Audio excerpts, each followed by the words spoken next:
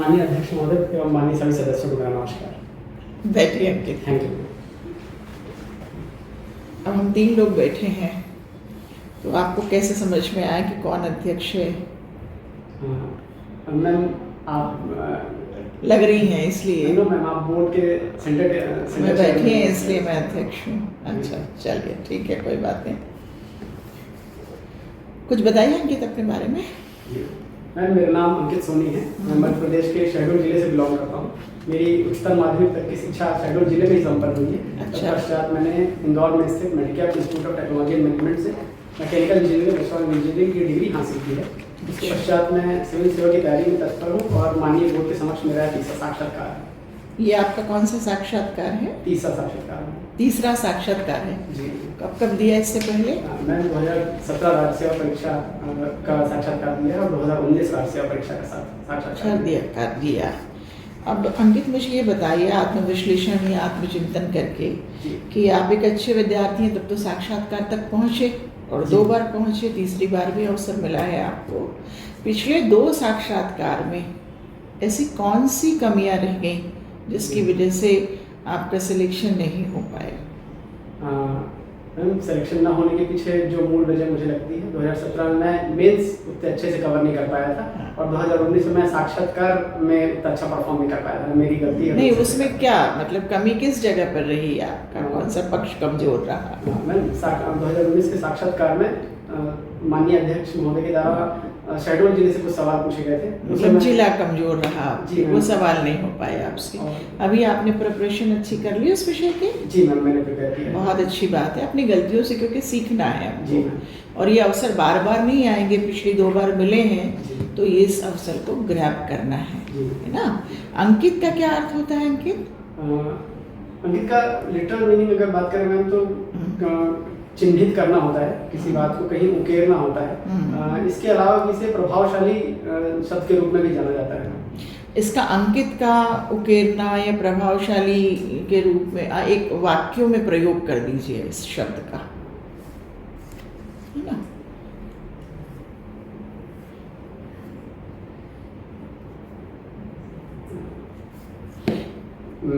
अभी क्रिकेट क्या आपका शौक वो क्या है?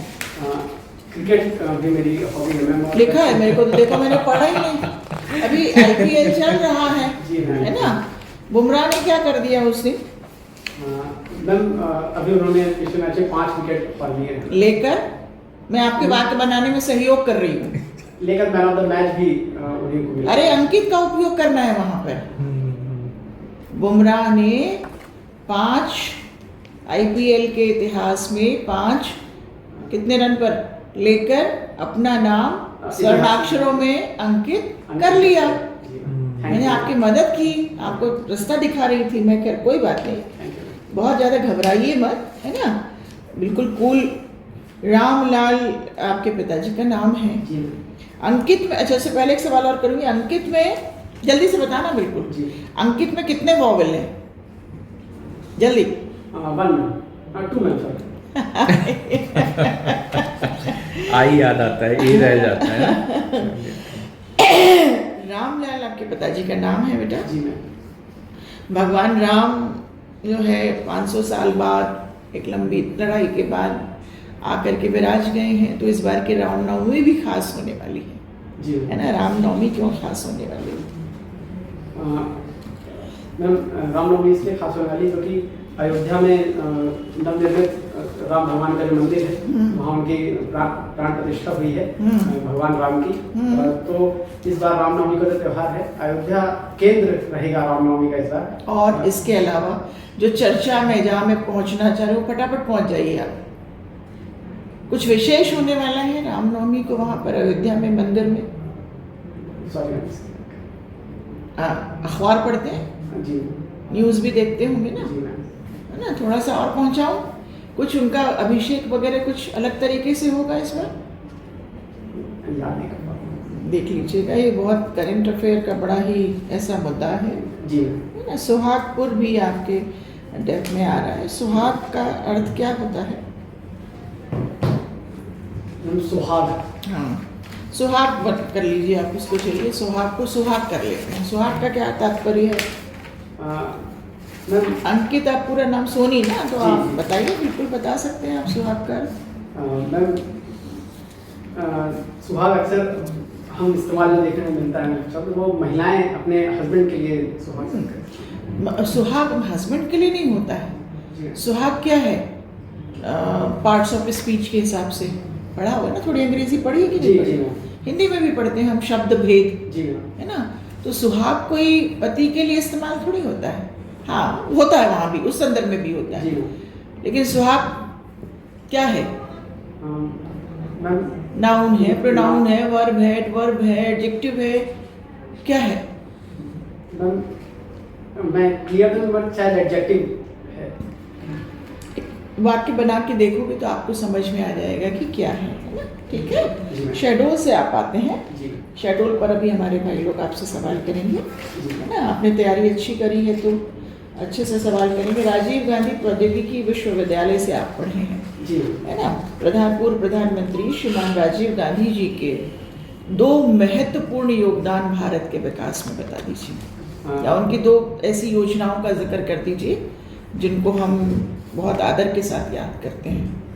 मैम स्वर्गीय भूतपूर्व श्री राजीव गांधी जी के कार्यकाल में कंप्यूटर पॉलिसी पहली बार भारत में लाई गई थी, जिसका विकास तब के समय से ही हो रहा है। साथ ही श्रीलंका के साथ उनकी एक मैत्रीपूर्ण संबंध जो था, उसका प्रभाव भारत में बाद में देखने मिला और फिर बाद में वो उसका शिकार हो उसका गए, शिकार हो ऐसा गए। है ना। तो वो तो अच्छा संदर्भ नहीं है। ये जवाहर नवोदय विद्यालय का भी कुछ है क्या संबंध राजीव गांधी जी से? मैम कब शुरुआत हुई इनकी विद्यालयों की? मैम उनके समय में ही शुरुआत हुई, एग्जैक्ट ईयर मैं याद नहीं कर पा रहा हूँ। देख लीजिएगा उनको, है ना। जी मैम, आप मैकेनिकल इंजीनियर हैं, जी है ना। इंजीनियरिंग का इतना सुंदर, कहाँ से पढ़े आप? Ma'am medical institute of MIT Indore से। इंदौर से। परसेंटाइल भी मुझे अच्छे ही दिख रहे हैं आपके। फिर अचानक इंजीनियरिंग जैसी कठिन पढ़ाई को छोड़कर आप प्रशासनिक सेवा में क्यों आना चाह रहे हैं? मैम इंजीनियरिंग के दौरान मैं जब इंजीनियरिंग करते करते जब मुझे ऐसा, जब अपने बारे में अपनी क्वालिटीज़ को जब मैंने अध्ययन किया तो मुझे ऐसा लगा कि मैम मैं एक ऐसा पर्सन हूँ जो क्लासेस के साथ एक्स्ट्रा करिकुलर एक्टिविटीज़ में भी बहुत भाग लेता हूँ। मैंने कई इवेंट्स में भाग लिया है कॉलेज में। क्या, कौन से इवेंट्स में? मैम बाहा के इवेंट में, SAE के इवेंट में। नहीं, क्या करते थे, क्या करते थे? पाठ्य सहगामी क्रियाओं में जी। कौन सा ऐसा विषय था जिस पर आप बहुत हिस्सेदारी लेते थे? मैम सुप्रकार बनाई थी हमारी टीम ने। अच्छा। और उसमें हमें इंडिया में 3rd प्राइज मिला था। तो ये तो मैकेनिकल इंजीनियरिंग का जी, सेक्टर हो गया। जी मैम मून स्टोन एक इवेंट होता है मेडिकल्स में, उसे ऑर्गेनाइज हम लोग करवा रहे थे और फाइनल ईयर में तो कराई, 3rd ईयर में मैं लीड। आपको इस प्रश्न का उत्तर इस तरीके से देना चाहिए कि मैं वाक कौशल में हिस्सेदारी करता था, मैं खेल में हिस्सेदारी करता था, मैं, ये पाठ्य सहगामी क्रियाएं हैं, जी, है ना। आपने कोई मैकेनिकल व्हीकल या कोई ऐसा चीज़ बनाई तो वो तो आपकी पढ़ाई का ही हिस्सा हुआ। पाठ्य सहगामी को करिकुलर का अर्थ है पढ़ाई से जुड़ी अतिरिक्त कुछ विधाएं आपके पास है। आप एक अच्छे वक्ता लग रहे हैं मुझे, आप सधे हुए उत्तर भी दे रहे हैं। तो क्या आप वक्तृत्व कौशल में हिस्सा लेते थे, भाषण में, डिबेट में? ये पूछना चाह रही हूँ। जी मैम मैं डिबेट्स में हिस्सा लेता था। कंटेंट राइटिंग में करता हूँ, 2018 से ऐसा कंटेंट राइटर में काम नहीं कर रहा हूँ। ये डेवलप मैंने कॉलेज के दिनों में ही किया। बस इतना मैं पूछ रही हूँ, उतना ही बताइए। कंटेंट राइटिंग आप करते हैं, बहुत अच्छी बात है। रचनात्मक लेखन और लेखन जी दोनों में अंतर बता दीजिए, 2 ही बता दीजिए। मैम सिर्फ लेखन में अगर कोई रियल इवेंट हुआ है तो उसके सारे फैक्ट्स को उतार देना सिर्फ लेखन कहलाएगा। रचनात्मकता की बात करें तो उससे ऊपर जाकर उससे जुड़ी कोई और बातें हैं या उसको प्रभाव में डालने वाले क्या क्या ऐसे एस्पेक्ट जो रियल फैक्ट में नहीं है, जो फिक्शन हो सकते हैं। इतनी जरूरत नहीं है, ठीक है। मैं उसको इस तरीके से भी पूछ सकती हूँ इस सवाल को कि सुनना और श्रवण, बोलना और भाषण, पढ़ना और पठन, और लिखना और लेखन, है ना। तो पहले जो मैंने 4 नाम लिए, सुनना, बोलना, पढ़ना और लिखना, ये हमारी दक्षताएं हैं। तो सामान्य तौर पर एक विद्यार्थी जब विद्यालय जाता है तो ये दक्षताएं लेकर जाता है, ठीक है। सॉरी दक्षताएं नहीं, ये हमारी दक्षताएं बोलेंगे ना, हाँ, skills, एबिलिटी दक्षता। नहीं, एबिलिटी ये हमारे पास ये क्षमता है क्षमता है। सुनने की, बोलने की। और जब हम इसको सुनना को श्रवण, बोलना को भाषण, पढ़ना को पठन और लिखना को लेखन में परिवर्तित करते हैं, तब ये स्किल्स कहलाती हैं। जी ठीक है ना? तो इसमें कई पायदान हैं।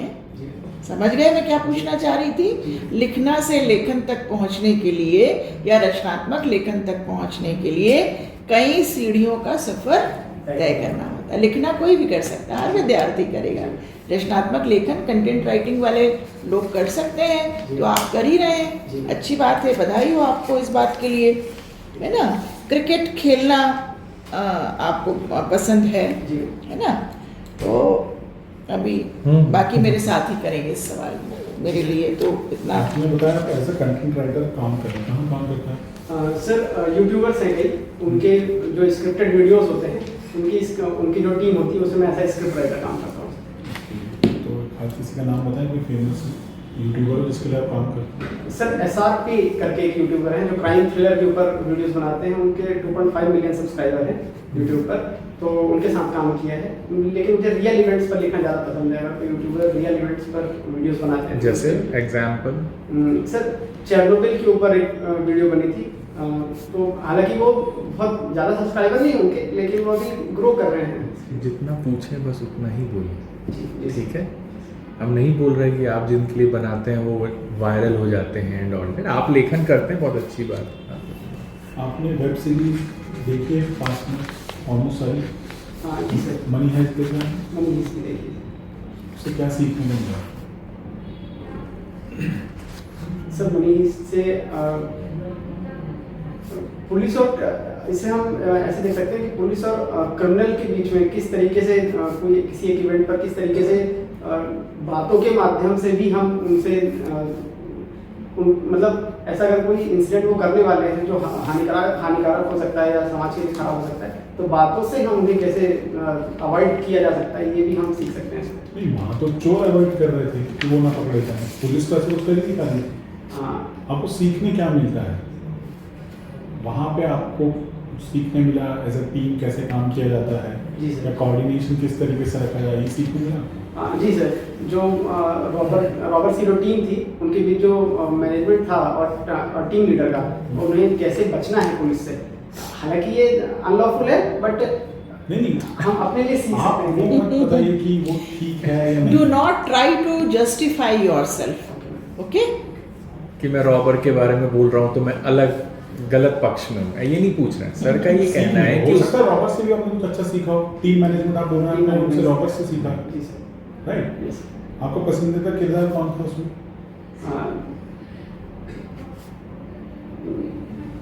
आप राइटिंग करते हैं, जी सर। सोचा तो होगा आपने, जी सर, हॉबी है जी सर। है ना? कोई ना कोई फेवरेट होगा आपका उसमें। सर बर्लिन, मैं उनका रियल नेम नहीं याद कर पा रहा हूँ।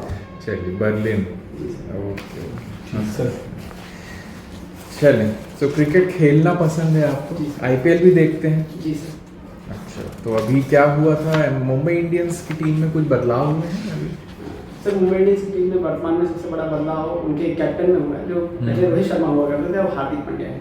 तो उसके कारण क्या कंट्रोवर्सी हो गई थी पिछले 2 हफ्तों से चल रही? सर मुंबई प्रदेश, महाराष्ट्र प्रदेश के जो लोग हैं, वो ऐसा लग रहा है कि हार्दिक पांड्या को ऐसा कैप्टन एक्सेप्ट नहीं कर पा रहे हैं, क्योंकि वो शायद ऐसा कहा जा रहा है कि पैसे के लालच में उन्होंने गुजरात टीम छोड़ दिया, मुंबई में आ गए। बट हाँ जी, बोलिए आगे बोलिए। ऐसा बोलना चाहिए, क्योंकि ऐसा प्लेयर हार्दिक पांड्या का काफी रोल है इंडिया टीम में, और उन्हें टाइम देना चाहिए। और धीरे पिछली बारी में उन्होंने बेहतर किया हुआ है। जब भी कैप्टेंसी किसी एक के हाथ से दूसरे के हाथ में जाती है तो एक्सेप्ट करने में समय लगता है, जी। इसका राइट? कोई एथिकल वैल्यू भी बता दीजिए भाई। परिवर्तन क्या सहज स्वीकार्य हो जाता है? हाँ, होता है क्या? मैम, सहज स्वीकार्य होता है? कोई भी परिवर्तन होता है क्या? मैम इतनी आसानी से स्वीकार नहीं होता है। होता है ना, उसको समय लगता है जी ना। मैम। चलें, तो फेवरेट प्लेयर कौन है आपका? सर मैं आप किसी की स्टाइल फॉलो करते हैं क्रिकेट खेलने में, आपको जो लगता हो? महेंद्र सिंह धोनी जी की। अच्छा, धोनी जी की। अच्छा, क्या है उनके कोई स्पेसिफिक उनके शॉट्स जो आपको पसंद हो, जो आप जिसको इमिटेट करते हो, कॉपी करने की कोशिश करते हो? सर हेलीकॉप्टर शॉट उनका copy करता है। कब लगाया जाता है हेलीकॉप्टर शॉट? सर जब बॉल ओवर पिच हो, बट बाउंड यॉर्कर नहीं हो, यॉर्कर से थोड़ी सी पहले हो और ओवर पिच हो तो उस तरह के शॉट्स लगाए जाते हैं। अच्छा, चलिए, फेवरेट टीम कौन सी है आपकी आईपीएल में? Sir RCB, royal Challengers Bangalore है। बट बैंगलोर की हालत तो कुछ अच्छी नहीं चल रही है कई सालों से, फिर भी आप उनके लॉयल हैं, फ्रेंचाइजी के। क्या प्रॉब्लम है आरसीबी के साथ? विराट कोहली जी हैं, उसमें कहाँ कमी रह जा रही है टीम में? सर बॉलर्स ये जब भी ऑप्शन होता है तो आरसीबी का जो टीम मैनेजमेंट है, मुझे पर्सनली ऐसा लगता है कि वो बॉलर्स पर ज़्यादा फोकस नहीं करते। अच्छा, चलिए ठीक है। बाकी आपका सुहागपुर क्षेत्र से आ रहे हैं आप? जी सर। क्या है वहाँ सबसे महत्वपूर्ण खनिज कौन सा है? सर कोल है। किस काल का कोल है? कौन से समय का कोल है? बैकग्राउंड क्या है आपका? मैकेनिकल है ना? आप साइंस तो पढ़ी है आपने? जी और अभी मेंस दिया था आपने? जी सर। 2022 का दिया था? ठीक है, जियोलॉजी था सिलेबस जी सर। पेपर 3 में ना? हाँ, तो बताइए फिर किस टाइम पीरियड का कोल है वो? कुछ idea? Time period sorry sir याद नहीं है? अच्छा, ठीक है। गोंडवाना कोल सुना है आप? जी सर। गोंडवाना कालीन। चलिए, और कहाँ कोयला पाया जाता है मध्य प्रदेश में? सर सुहागपुर क्षेत्र में है, सिंगरौली क्षेत्र में है और बैतूल क्षेत्र में है। ये 3 मेन क्षेत्र हैं जहाँ कोयला पाया जाता है। बैतूल क्षेत्र, ओके। चलिए, सतपुड़ा बेसिकली क्षेत्र। ओके, तो आप बेसिकली शहडोल में ही रह के पढ़े हैं? जी सर, मैं शहडोल में रहता हूँ। राइट, एंड फिर उसके बाद आप इंदौर आ गए? जी सर। शहडोल में अभी हाल ही में कुछ महीने पहले हमारी राष्ट्रपति जी गई थी। जी सर। गई थी? जी सर। राइट, बताएं क्या हुआ, क्यों इम्पोर्टेंट है वो? सर महामहिम राष्ट्रपति महोदया शहडोल गई थी पेसा एक्ट को लागू करवाने के लिए। अच्छा, पेसा अधिनियम के बारे में कुछ बता सकते हैं?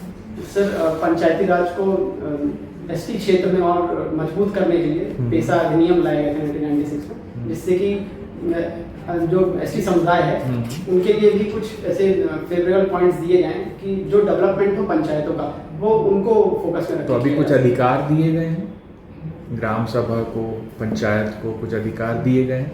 इस तरह के प्रश्न आपके एग्जाम में आ चुके हैं? जी सर। राइट, तो कुछ बता सकते हैं कैसे अधिकार दिए गए हैं ग्राम सभा को, पंचायत को? सर जो जानकारी है आपको या आप गैस कर रहे हैं? सर एग्जैक्टली नहीं याद है, चलिए कोई बात नहीं, ठीक है। और जनजाति गौरव दिवस के बारे में कुछ बता सकते हैं? सर 15 नवंबर को जनजातीय गौरव दिवस मनाया जाता है। बिरसा मुंडा जी को डेडिकेट करते हैं। बिरसा मुंडा जी को। किस जनजाति से थे वो? सर मुंडा जनजाति। जी, मुंडा जनजाति किस क्षेत्र में पाई जाती सर है? बिहार झारखंड। झारखंड स्पेसिफिकली ना, झारखंड। संथाल भी पाई जाती है? जी सर। संथाल जनजाति क्यों महत्वपूर्ण है आज के समय? सर पहला प्रश्न में ही उसका उत्तर, इसके पहले जो प्रश्न पूछा था उसमें उसका उत्तर है। सर ये भी जनजाति है और संथाल रेबेलियन हुआ था हिस्ट्री में। देश वो के तो मैं सर्वोच्च समझ- पद पर कौन बैठा है इस समय? कौन है सर्वोच्च देश पद के पर? सर्वोच्च पद पर कौन बैठा है इस समय? मैम महामहिम महोदय इसी जनजाति से। हाँ, बस यही बिल्कुल। उत्तर है, मैंने बोला पहले प्रश्न में उसका। Thank you ma'am. चलिए, और आप मोदी नगर भी है आपके डेफ में, एक नाम देख रहा हूँ। जी सर। तो यशस्वी प्रधानमंत्री मोदी जी के बारे में आपको कौन सी 3 ऐसी क्वालिटीज जो हैं बहुत पसंद है, बताइए? सर वो बहुत अच्छे ऑरेटर हैं और ऑरेटर में क्या ऐसी शैली आपको लगती है, क्या प्रभावित करती है आपको उनकी? इन्फ्लुएंसिव बहुत ज़्यादा है सर। उनको अगर आप सुनेंगे तो आपको ध्यान देना ही देना पड़ेगा। नहीं, हम तो सुन लेंगे, आप सुनते हैं तो फिर क्या लगता सर है? मैं भी ऐसा ही फील करता हूँ जब मैं उन्हें सुन रहा होता हूँ तो वो स्पीच कितनी भी लंबी हो बंद के सुनना पड़ता है, क्योंकि बहुत ही सधा हुआ भाषा। क्या प्रभाव होता है आपके ऊपर? स्पीच खत्म होने के बाद आपके मन में क्या बदलाव आते हैं, कुछ इमोशनल चेंजेस आते हैं? सर, क्या है ऐसा जो आप सीखना चाहेंगे वो चीज़? मैं उनसे ये सीखना चाहूँगा कि एक सदा हुआ भाषण कैसे दिया जाए जिससे कोई कम समय में आपसे इन्फ्लुएंस हो सके। अभी आप मेंस लिख रहे हैं, अभी 23 का भी लिखा है आपने, कंटिन्यूसली लिख रहे हैं आप? जी सर। तो आप मेन लिस्ट में ही हैं? जी सर, मेरी लिस्ट में। अच्छा, पिछला इंटरव्यू किसका था आपका? 20 का भी दिया था आपने? नहीं सर, 20 20 में 18 नहीं। और 20 का नहीं दिया हूँ। अच्छा, बाकी 17 और 19 का दिया। कौन सा बोर्ड था आपका? 17 में श्रीमान प्रभाकर चौबे सर का बोर्ड था और 2019 में श्रीमान कृष्णकांत शर्मा सर का बोर्ड था। हिंदी पे भी सवाल हुए होंगे ना? हिंदी में तो नहीं होंगे, लेकिन शर्मा सर का बोर्ड होगा तो होते हैं हिंदी में सवाल। जी मैम थे, उन्होंने गजल और दोहे में डिफरेंस पूछा था। बता दीजिए चलते चलते। हाँ मैम, गजल जो होती है दो मिसरों से मिलकर बनी होती है। दो अलग अलग मिसर होते हैं जिन्हें मिलाकर कई मिसर होते हैं। देखो, सबसे पहला अंतर समानता ये है कि दोनों ही मात्रिक छंद हैं। जी मैम, है ना? जी। दोहा भी मात्रिक छंद है, उनकी मात्राओं का ज्ञान है आपको? एग्जैक्टली ज्ञान है। और गजल भी मात्रिक छंद है, जी। तो दोनों की मात्राओं का ज्ञान होना चाहिए आपको। अब अंतर बता दीजिए। दो मिसरों से बन के बनती है और ये दो पंक्तियों से मिलके बनता है। दोहा भी तो दो पंक्तियों से मिलके बनता है। जी और मिसरा हमने केवल उर्दू में बोल दिया, जी मैम, वही हिंदी में पंक्तियाँ हो जाती हैं। जी है ना? तो अंतर मात्राओं का है। और क्या है? मैम दोहे में 11-13 की मात्रा चलती है। गजल जो है ना, एक शेर से नहीं होती। आप शेर का बता रहे हैं मतलब? कई शेर अमूनन कितने शेर होने चाहिए एक गजल में? मैम 2 शेर तो नहीं मालूम है तो आपको सॉरी बोलना है ना? अमूनन 7 शेर होंगे तब गजल बनती है। लेकिन गजल के हर शेर में ये खासियत है कि वो इकलौता भी पढ़ा जाए तो वो पूर्ण अर्थ रखता है। समझ गए ना? एक दूसरे पर डिपेंडेंट नहीं होता। जैसे आप अंग्रेजी में कंपाउंड और कॉम्प्लेक्स सेंटेंस पढ़ते हैं ना, तब उसमें पढ़ते हैं ना, क्लॉजेस पढ़ते हैं। तो वैसे ही यहाँ पर गजल में है, उसका हर शेर को अशआर भी कहते हैं। उसका हर शेर अपने आप में पूर्ण होता है और कम से कम एक गजल में 7 शेर होने चाहिए। उससे ज़्यादा हो सकते हैं, अमूमन 7 शेर जब होते हैं तब एक गज़ल पूरी होती है। Thank you. गज़ल में रदफ, रदीफ, काफिया है ना? हाँ, इनकी पाबंदी, उसको एक मीटर है वो, स्केल जिसको कहते हैं, म्यूजिक बनाते हैं जिससे। ठीक। Thank you.